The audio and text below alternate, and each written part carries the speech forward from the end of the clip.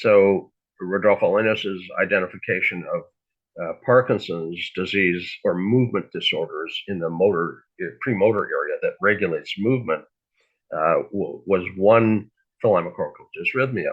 But if it happens in the auditory cortex, it's tinnitus.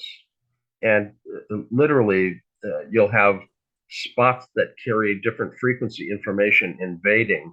So you have phantom sound. If you lose a limb, you can have phantom pain. And again, it's a lack of an input to the cortical area.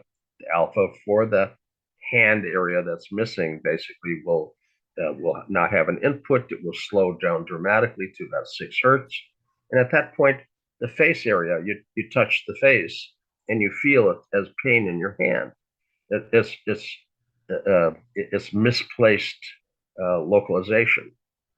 And the same cortical plasticity for tinnitus, pain, movement disorders, and reward deficiency, just a different network. Dirk published that in Nature, 3-4 years ago, 5 years ago, maybe now.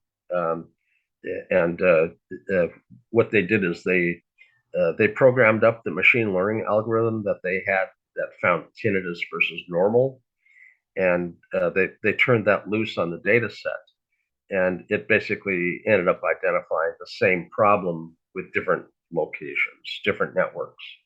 So it's a foundational failure mode in the brain, and depending upon where it is, you have a different symptom. Luckily, the fix is fairly straightforward. Replace the input. Well, I lost my hearing. Now I'm having tinnitus.